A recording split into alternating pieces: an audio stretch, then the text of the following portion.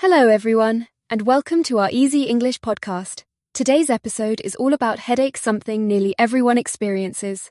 Have you ever had a headache at school or work? If yes, you're not alone.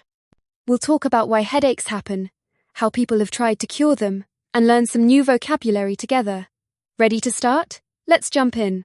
Thanks for joining us, listeners. We'll share a story about headaches and pause to explain some important words. Feel free to comment or repeat the words out loud to practice your English. Let's begin with today's story. Headaches are a big problem. Each year, millions of people suffer from severe headaches that affect their enjoyment of life and their productivity. Let's pause for a moment. Now, let's explain that word, severe. Severe means very strong or very bad. For example, if you have a severe headache, it really hurts a lot and can make it hard to do anything. That's right. And did you know that headaches cost people and businesses over $50 billion each year? That's a huge impact. This is one reason why so many scientists around the world are trying to understand headaches better. It really shows how headaches are not just a small problem, but something that affects many areas of life, including work and happiness. Now, let's travel back in time. The first doctor to find a way to treat headaches was Hippocrates. He lived in ancient Greece. Do you know what Hippocrates means? Hippocrates was a famous Greek doctor who started the study of medicine. He lived over 20 years ago and is often called the father of medicine. Even though he didn't know much about how headaches worked, Hippocrates discovered a special way to help his patients feel better.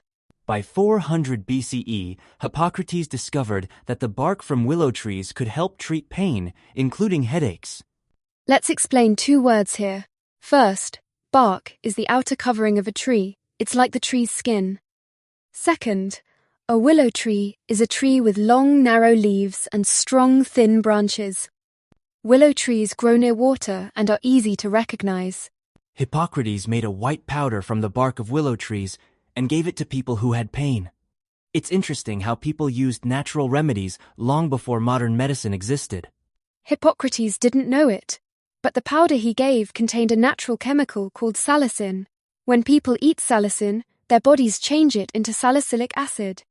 But salicylic acid was tough on people's stomachs. In the 1800s, a German chemist made a small change to it. This new form was called acetyl salicylic acid, or as we know it, aspirin. Let's pause to explain aspirin. Aspirin is a medicine that reduces pain and fever. Many people take it for headaches or even to help prevent heart attacks. For most of the 1900s, aspirin was the main way to treat headaches, but doctors still didn't know what caused them. As technology improved, doctors could learn more about the brain and headaches. Now, doctors can classify headaches into two main groups, primary and secondary headaches. Let's explain classify. To classify means to arrange things into groups based on how they are similar. Here, doctors classify headaches based on their causes. A primary headache is when the headache is the main problem. A secondary headache is caused by something else, like an infection or a tumor.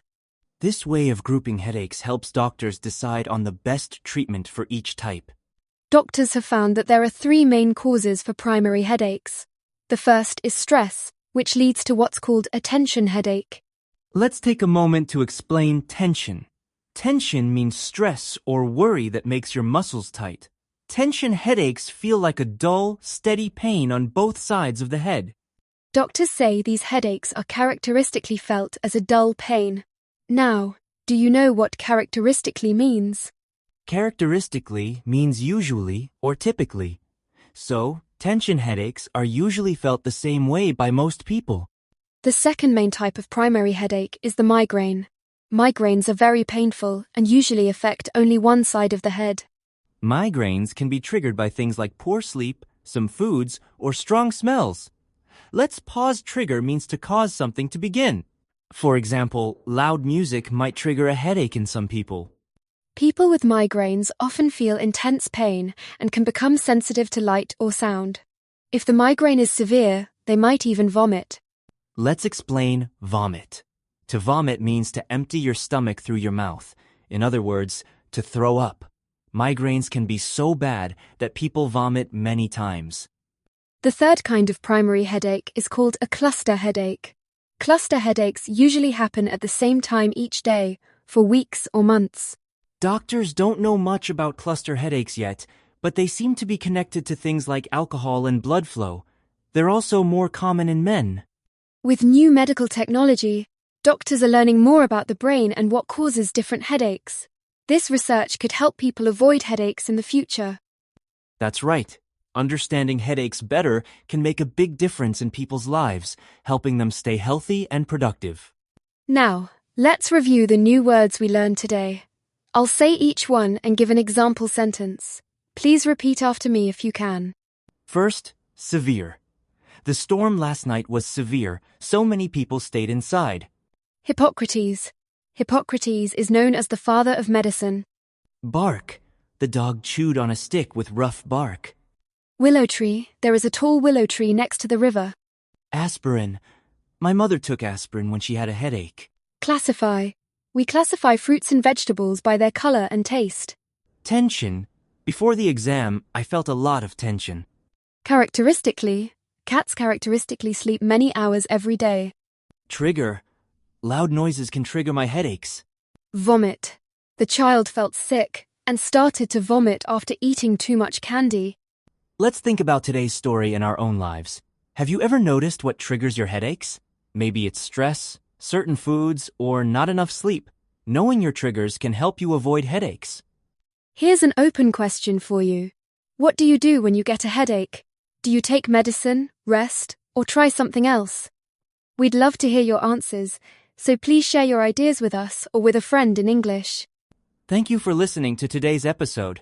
Remember, learning English is a journey. Every new word you learn is a step forward. Don't worry if you forget sometimes. Practice a little bit every day and you'll get better. Before we go, here's a tip. Try to use today's new words in your own sentences. You can write them down, say them aloud, or even teach someone else. Keep practicing, stay curious, and we'll see you next time. Have a wonderful day.